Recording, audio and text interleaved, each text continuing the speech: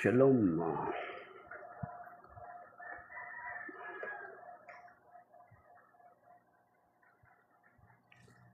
Shalom, isang pinagpalang araw ng Miyerkules sa ating lahat. Narito na naman tayo ngayon sa ating Preaching in the Wilderness series kung saan binabasa natin ang Ebanghelyo ng Panginoon na binabasa sa lahat ng mga Katolikong simbahan. Binibigyan natin ito ng kaunting pagninilay at from time to time ay tinatalakay din minsan natin ang ating pananampalatayang Katoliko at sumasagot din tayo sa mga katanungan kung sakaling ito'y alam natin sagutin. But kung hindi, ay kaya naman nating sagutin sa susunod na mga pagkakataon. Okay.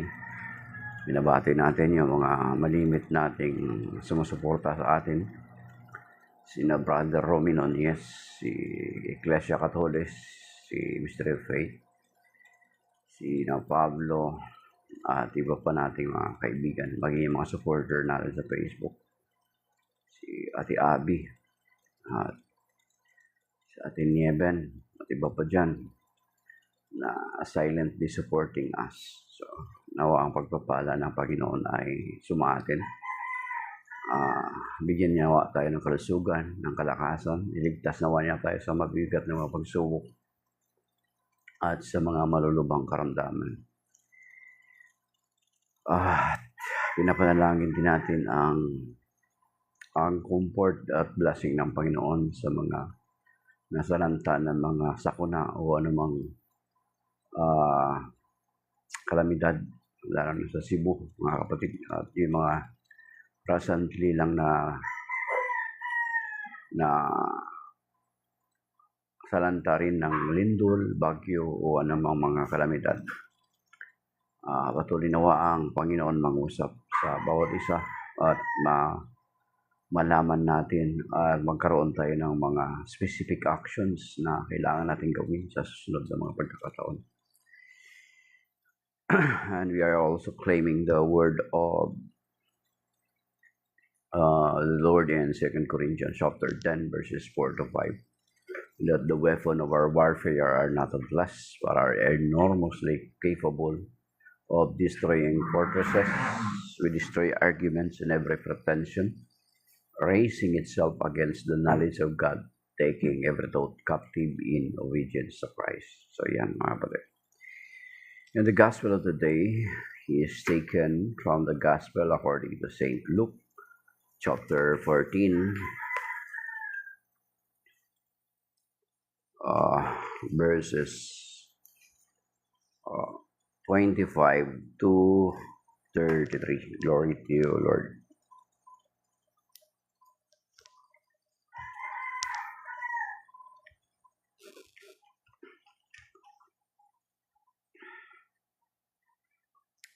Great crowds were traveling with him, and he turned and addressed them. If anyone comes to me without hating his father and mother, wife and children, brothers and sisters, and even his own life, he cannot be my disciple. Whoever does not carry his own cross and come after me cannot be my disciple. Which of you wishing to construct a tower does not first sit down and calculate the cost to see if there is enough for its completion? Otherwise, after laying the foundation and finding himself unable to finish the work, the onlooker should laugh at him and say, "This one began to build but did not have the resources to finish." Or what king marching into battle would not first sit down and decide whether with 10,000 troops he can successfully oppose another king advancing upon him with 20,000 troops? But if not, while he is still far away, he will send a delegation to ask for peace terms. In the same way, every one of you who does not renounce all his possessions cannot be my disciples. The Gospel of the Lord. Praise to you, Lord Jesus Christ.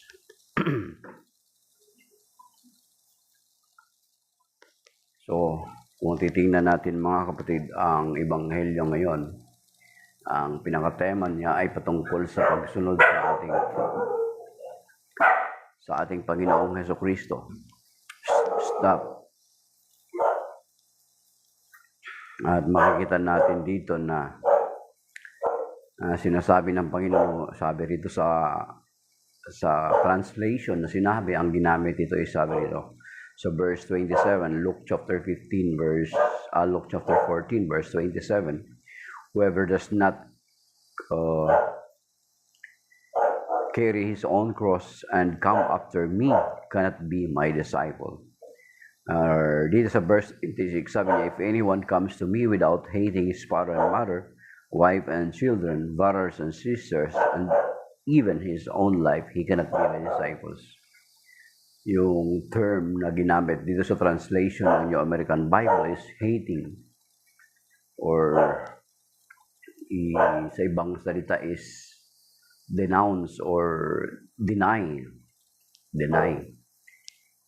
Pagtatanggi, mga kapatid, ay hindi daw tayo magiging karapat-dapat sa ating Panginoon. So mabigat na pananalita, kasi berin mo, kinakailangan mong itanggi or ang iyong mga magulang, asawa, at mga anak, mga kapatid ng babae at mga lalaki, and even your own life, ay hindi daw tayo magiging karapat-dapat na magiging disciple ng Panginoon or tagasunod or alagad ng Panginoon. And then ang karugtong pa rito sa verse 27, Luke chapter 14 verse 27, whoever does not carry his own cross and come after me cannot be my disciple. So, kung alam naman natin, kung literally tingnan natin, ang pagpapasa ng cross ay isang mabigat na gawain, especially noong sa ating mismong Panginoong Jesucristo. Nung literal niyang pinasa ng cross ay hindi po naka-detailed sa Bible or even sa synoptic gospel, sa mga gospel writer, kung gaano kabigat ang cross na pinasa ng ating Panginoong Jesucristo. Pero kung titingnan natin, along the way going to Golgotha or yung Via Dolorosa niya, ay makikita natin na 3 beses nadapa ang Panginoong Jesucristo. So, ibig sabihin, ganun kabigat yung cross na kanyang pinasan. So, kaya dito sabi dito sa Luke chapter 14 verse 27, sabi dito, whoever does not carry his own cross and come after me cannot be my disciples. Ibig sabihin, talagang in following the Lord Jesus Christ ay meron talagang struggle, mga kapatid. Meron talagang pagsusumikap or meron talagang effort na gagawin. To follow the Lord is not an easy way. It is not a bed of roses.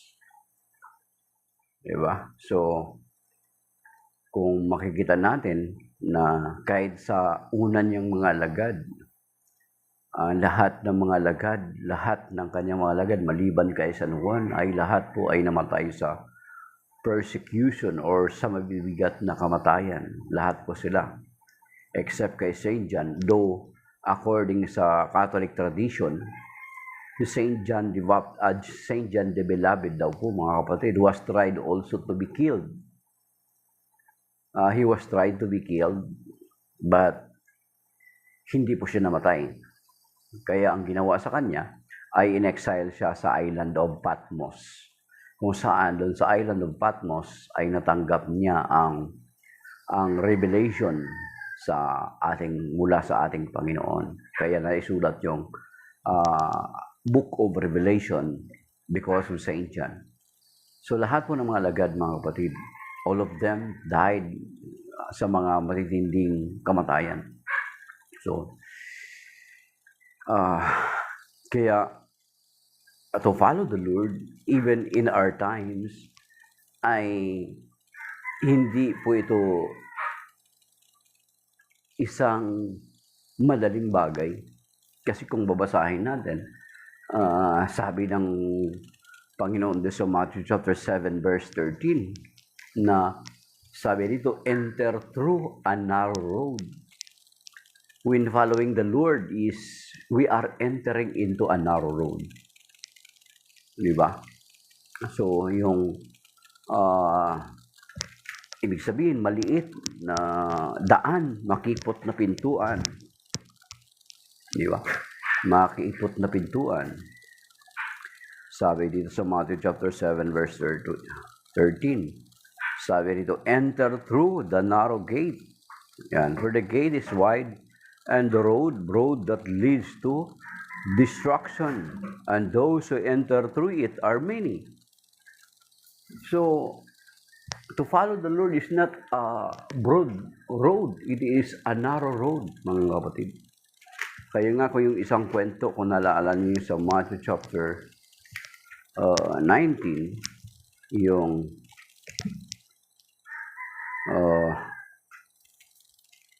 sabi sa Matthew chapter 19, dito sa verses 16 to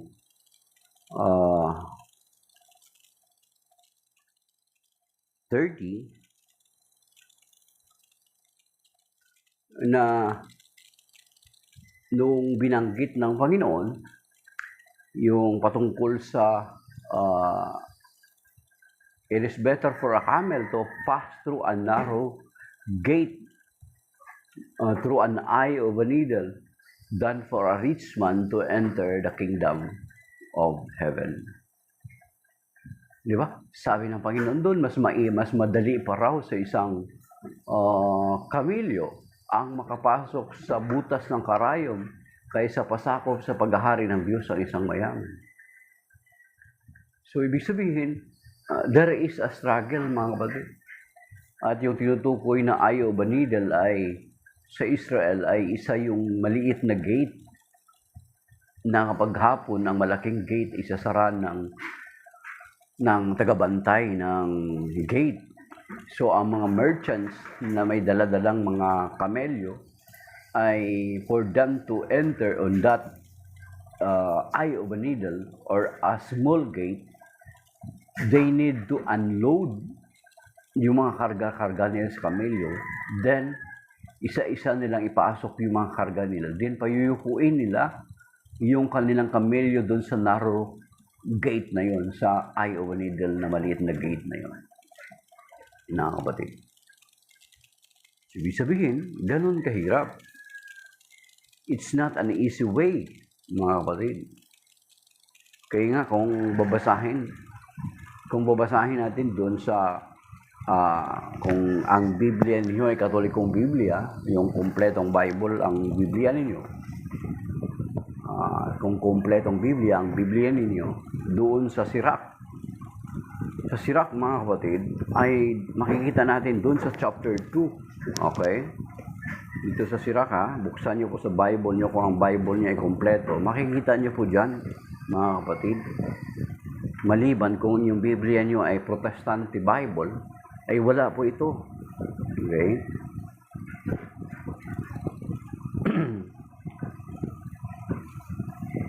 Dito sa Sirach chapter 2 verses 1 to the following, sabi dito mga kapatid, my son, when you come to serve the Lord, prepare yourself for trials. Be sincere of heart and steadfast, undisturbed in time of adversity. Cling to Him, forsake Him not. Thus will your future be great. Accept whatever befalls you. In crossing misfortune, be patient. For in fire gold is tested, and worthy men in the crucible of humiliation. Trust God, and He will help you. Make straight your ways, and hope in Him. You see? Ibig sabihin, sa pagsunod natin sa Panginoong Jesucristo, mga kapatid, hindi madali. We need to undergo various trials. We need to undergo sufferings. Hindi hindi siya easy-gulaki life, mga kapatid. Ang inaasahan natin na kagalakan is not in this world, but in the kingdom of God in heaven, to be with God in heaven. Di ba? Ang nakalagay dun sa Revelation 21 verse 4, di ba? Na ang nakalagay dun is papahirin niya ang luha sa ating mga mata. Wala nang pag-iyak, wala nang kalungkutan. Okay? Kaya nga, meron din sinabi ang Panginoon sa John 16:33, di ba? Sa inyong pakikipag-isa sa akin ay meron kayong kapayapaan. Sa sanlibutan ito ay meron kayong kapigatian. Ngunit lakasan ninyo ang inyong loob na pagtagumpayan ko na ang sanlibutan.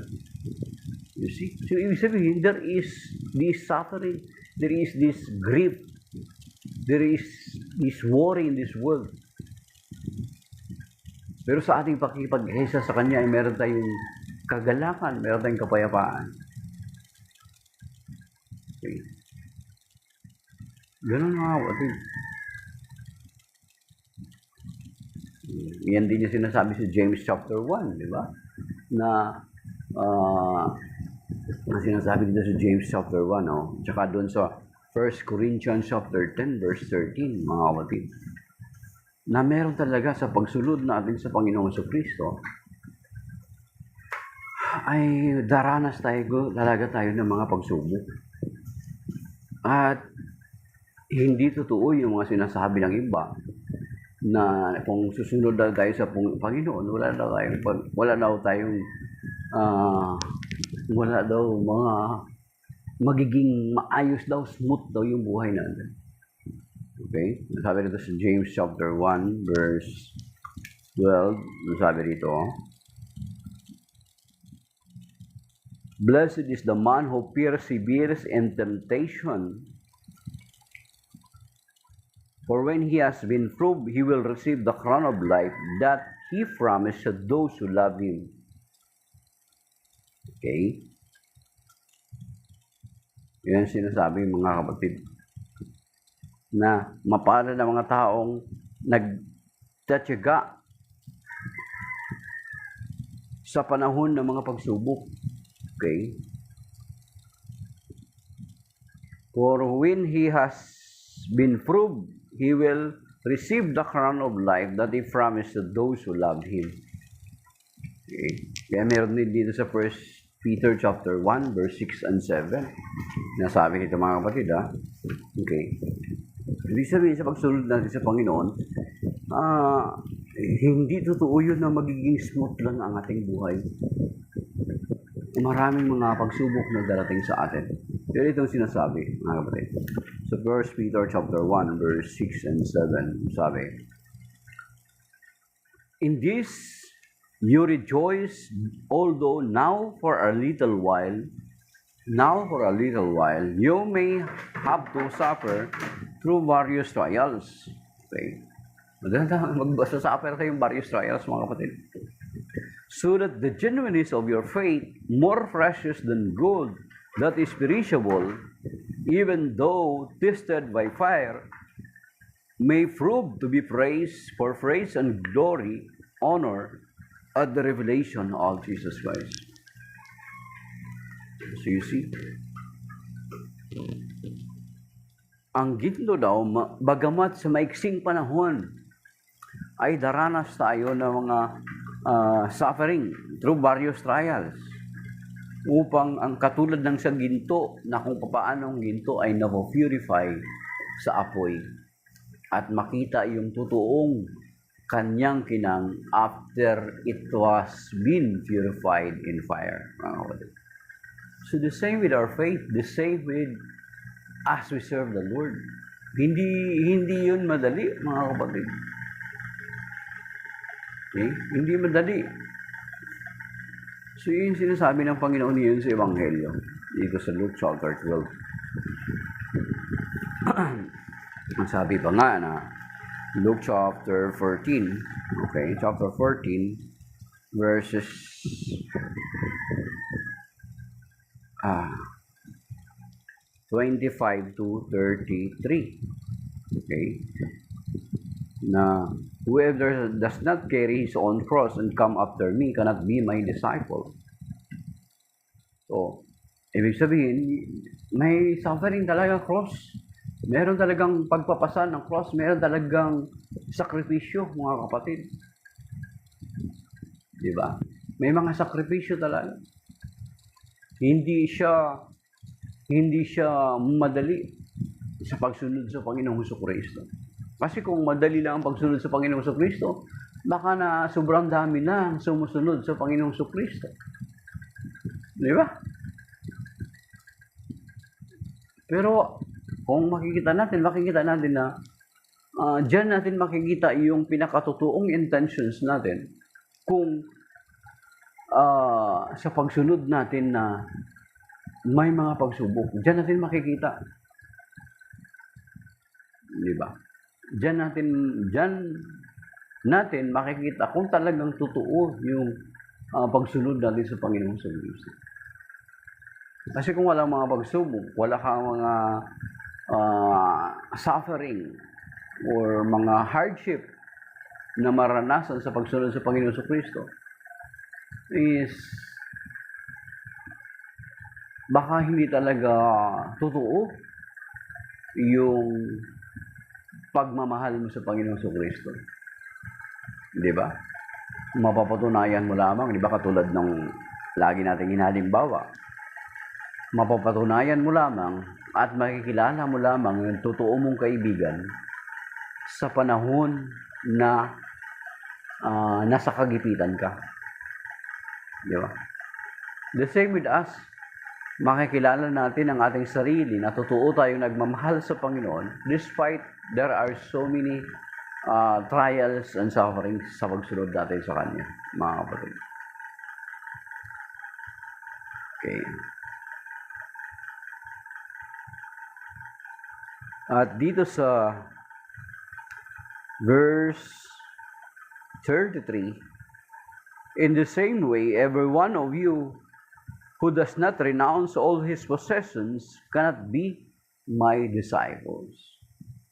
Itong titingnan natin, mga kapatid, actually ito, talagang totoo itong nangyayari doon sa mga tinawag niyang mga apostol. Yung mga 12 niyang mga apostol.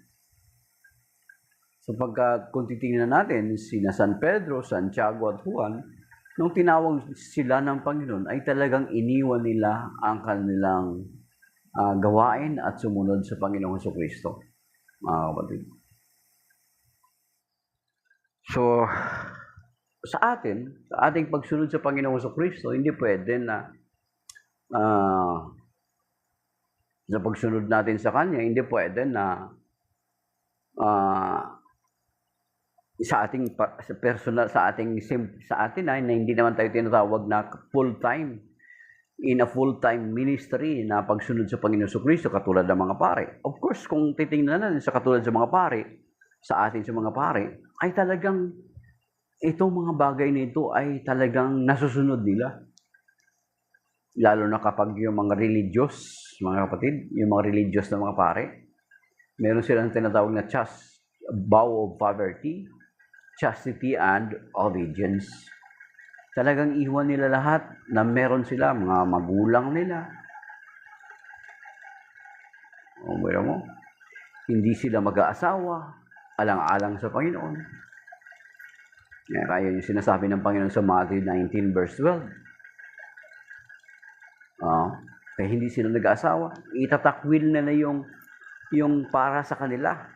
I-renounce nila yung para sa kanila. Okay? Talagang i-renounce nila yun, mga kapatid. Wala talaga silang ari-arian. Pwede ba kahit si Pope Francis, ilan lang yung pera niya nung namatay siya? Wala siyang ari-arian. Wala siyang pamilya. Wala siyang asawa. Kaya walang pag-aagawan ang kanyang mga anak sa kanyang ari-arian. Kaya wala naman siyang asawa. Wala naman siyang mga ari-arian. Okay? So, in the same way, every one of you who does not renounce all his possessions cannot be my disciples. So sa mga pari, totally nila nagagawa talaga nila ito. Kasama yung para sa kanila. Hindi sila nag-aasawa. Kasi yun yung sinasabi sa Matthew chapter 19 verse 12. Yung sabi doon, merong mga hindi nag-aasawa alang-alang sa paghahari ng Diyos. Ang sino mang makatanggap ng simulaing ito ay tumanggap nito. At yung mga nagiging pare, natanggap nila yung simulain na yan. For almost 14 years of formation, for almost 14 years of formation, ay napag-isip-isip nila na hindi sila mag-asawa, mga kapatid.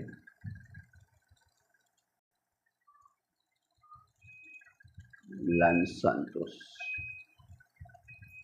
Sabi ni Lance Santos, paano yung pare dito sa parokya namin, may anak siya tapos may inaasawa? Katolikong pare ba yan, Lance? Or baka aglipay po yan, or orthodox yan? Kung yung imposible yan, kung malaman ng mga parishioner yan na may asawa siya, at saka may anak siya, at saka may inaasawa siya. Kapag malaman yan ng mga parishioner, kapag may sumbong yan sa bishop, tanggal yan. Okay, Caldeco. So, good for him by now na hindi pa siya nabibisto. Kasi once na malaman niya ng bishop, kung Katoliko talaga siya, pag malaman ng bishop yan, ay may sumbong yan, tanggal talaga yan sa ministry. Mawalan siya ng, hindi na siya mimisa. Tanggal talaga yan. Okay? Kahit dito sa diocese namin, marami ng ganun eh. May nabalitaan ako dati. Okay? Natatanggal po yan. So, good for him by now kung naitatago niya yan. Pero kung lantad na yan, imposible na hindi may susumbong yan ng mga parishioner sa bishop. Daming marites ngayon, Lance. Naiwan ko lang sa kanya. Kahit saan pa siya magano, kasi natural. Yung mga parishioner ay kung saan nakakarating yan, mabibisto at may bibisto din balang araw. Okay. So kung meron mga tao na ganyan na hindi nila itinatakwil yung ganang sariling kanila, ay hindi sila magiging karapat-dapat sa Panginoon. Katulad ng sinasabi dito ng Panginoon. In the same way, every one of you does not renounce all his possessions cannot be my disciples. Sa atin, kung wala naman talaga tayong mga ari-arian, sa ating simpleng pagsunod, hindi bilang mga religious, kundi sa pagiging laiko natin. Sa pagiging laiko natin, hindi man natin i-renounce yung ibang mga bagay kasi meron tayong pamilya. Halimbawa, may pamilya tayo, hindi naman natin pwede gayahin yung katulad sa mga alagad kasi kailangan ng pamilya natin yun. Pero ano ba yung dapat bilang mga laiko? Ano ba yung dapat nating i-renounce? Ano ba yung dapat nating itakwil sa ating sarili sa pagsunod natin sa Panginoong Kristo? Di ba? Maaring hindi naman ari-arian yung mga sagabal sa atin. Pero bilang mga laiko or not a religious person, katulad ng mga pare, mga religious sila, tayo mga laiko. Pero sa ating pagiging laiko, ano ba yung dapat nating alisin sa ating buhay sa pagsunod natin sa Panginoong Kristo? Di ba? Maaring una na dyan yung bisyo. Okay? Bisyo, mga kapatid. Yung mga bisyo natin. Pag sinabing bisyo, habitual, mga kapatid. Halimbawa, yung pag-iinom ng alak. Yung pag-iinom ng alak, sa Catholic Church, hindi naman sinasabing totally bawal. Pero kapag nagiging habitual na yan, na halos araw-araw na or hindi na by occasion yung ginagawa mo, kasalanan na yan. Pwede na siyang mahulog sa gluttony, yung pagiging matakaw. Kasi instead na, ang mahal na ngayon ng yung pulang kabayo lang yung maliit na yan, magkano na yan? Less than 100. Yung malaki, yung 1 litro, magkano? 100 mahigit yata. Try to imagine, 2 kilong bigas na yun. So, yung pera supposed to be para sa pamilya mo na yun, pinangbibisyo mo pa. Ang sinabing bisyo, habitual, mga kapatid. Paulit-ulit. Okay. Halos gabi-gabi or araw-araw ako, may mga dating kaming kasamahan, sabi niya, talagang pag uminom sila mula umaga hanggang gabi, inaabot pa ng kinabukasan. Meron kaming kasamahan na nagkaroon siya ng realization. Kwento niya kung paano siya nakalaya. Kasi yung mga kaibigan niya, pag uwi niya galing trabaho, inaabangan na siya. Ngayon, nakagawa siya ng paraan paano makatakas doon. Kasi yung mga kasamahan niya ay pag mag-inuman sila, natutulog or kaya natutulog. So, ginawa niya, sige, bumili siya ng alak. Okay, tag-iisa tayo.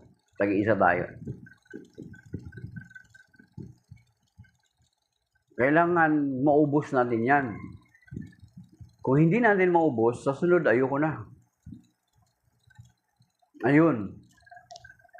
Noong hindi nila naubos yung iba niyang kasamaan, nung susunod na niyaya uli siya, naging rason niya yun, maging alibay niya yun, para hindi na siya sumama sa kanila. Sabi niya, ayoko na. Kasi kapag mag-inuman tayo ay iniiwan niyo naman ako. Yun, naging dahilan na hindi na siya napilit ng mga kaibigan niya, ng mga kapitbahay niya. Until such time na iwan niya. Meron kaming kasamahan, talagang totally iniwan niya yung mga yun. Ngayon, kahit pa inumin mo ng ay ayaw na. So, ganun. Kapatid. Talagang itinakwil niya yun. Yung ganun. So, ibig sabihin, wala man tayong itakwil katulad sa mga lagad that they need to renounce everything to follow the Lord. Sa atin, since na may mga pamilya tayo, maaring hindi man itong mga ari-arian ang renounce yung mga possessions natin, ang ipinapatakwil sa atin ng Panginoon. Yun nga, mga bisyo natin, mga kapatid. Okay? Mga bisyo, sugal, alak, mga kapatid. Diba? Sugal, alak, ano pa ba? Yung masamang pag-uugali. Diba? So, hindi talaga natin pwede ipanatilihin yun. Kinakailangan talaga nating alisin. Pagsikapan natin, mapagtagumpayan yun, mga kapatid, na makatakas tayo doon. Kasi sinasabi nga dito sa second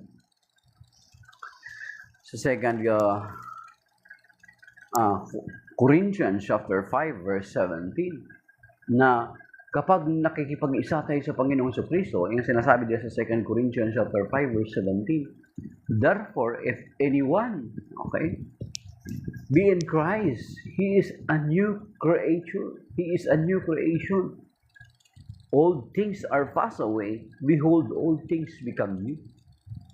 Yung sinasabi sa 2 Corinthians chapter 5 verse 17, mga kapatid, na sa ating pakikipag-isa sa Panginoong Kristo, yung dati nating pamuhay, dapat we will left behind all those. Or sa ating pakikipag-isa sa Panginoong Kristo, hindi naman kaagad-agad yan maalis natin. Yet, we need to struggle to remove all that.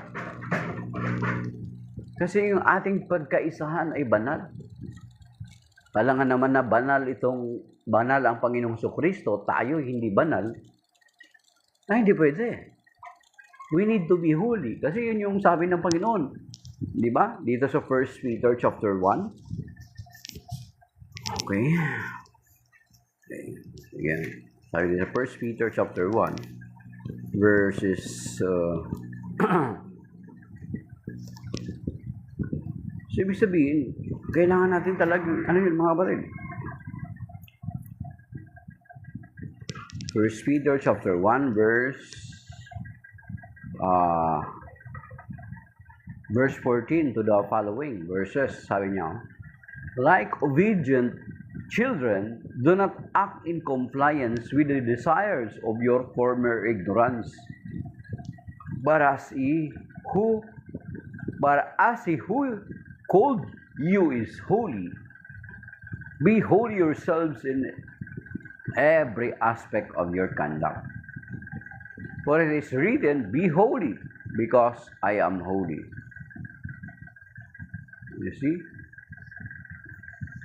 So, ibig sabihin, sa ating pakikipag-isa sa Panginoong Kristo, as we unite ourselves to Him, He is holy, so therefore, we must also.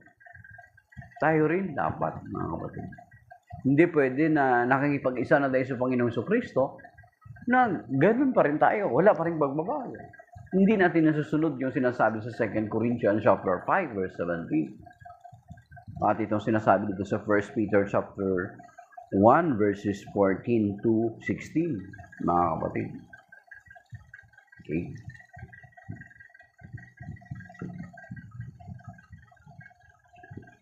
So, kinakailangan talaga nating ipanalangin, kinakailangan talaga nating sikapin na sa pagsunod natin sa Panginoon Kristo na itakwil natin ang mga bagay nito. Or else, katulad ng sinasabi ngayon sa Ebanghelyo, sa verse 33, Luke chapter 14, verse 33, ay hindi tayo magiging karapat-dapat sa Kanya, mga kapatid. Kaya, panalangin natin, pag-pray natin, of course, even me, na sa pagsunod sa Panginoon Kristo, kung makita ako ng iba or marami nakakakilala sa akin, talagang hindi naman talaga sila maniniwala. Di ba? Pero yung pagsunod sa Panginoon Kristo, talagang kahit sabihin mong nadadapa ka lang, tuloy ka lang, kasi ganoon naman talaga, hindi naman kaagad sa pagsunod mo sa Panginoon Kristo, banal ka na kaagad. Di ba? Hindi naman ganoon. Maraming pagsubok. Maraming pagsubok, mga kapatid. Kaya nga isa sa sinasabi ko na isa sa mga prayer na dapat nating pinagpe-pray, yung sinasabi sa prayer na yung prayer na narinig ko na sabi niya, Panginoon, hawakan mo kami. Huwag mo kaming hayaan na kami lamang ang humawak sa iyo. Sapagkat kung kami ang umahawak sa iyo, ay maaring makabitaw kami. Ngunit kung ikaw ang umahawak sa amin, ay alam namin, hindi mo kami bibitawan, mga kapatid. So, that is by now, mga kapatid. May God bless us and keep us safe and sound sa araw na ito.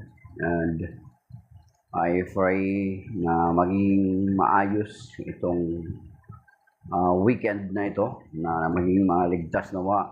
Panalangin ko para sa National Convention. Meron kaming National Convention sa Baguio City. Maging ligtas nawa ang lahat ng mga delegates, Luzon, Visayas, Mindanao, mga pagdarausan sa Baguio, mga sasakyan namin, mga titirhan namin, at yung mga manggagaling sa probinsya ay ligtas nawa. At iligtas nawa rin tayo ng Panginoon sa mga mabibigat na mga pagsubok sa ating buhay, mga malulubang karamdaman, at iligtas din nawa tayo sa mga bagay beyond our control. So, that is why now, and saka God bless nawa, kagalingan para kay Ate Abby. Na dengue daw siya, Ate Abby, God bless you. Pagalingin ka na ng Panginoon. In Jesus' name, at ito pang mga tao nakakaranas ng mabibigat ng mga pagsubok ngayon. Shalom, and may God bless us and keep us safe and sound sa araw na ito. Amen.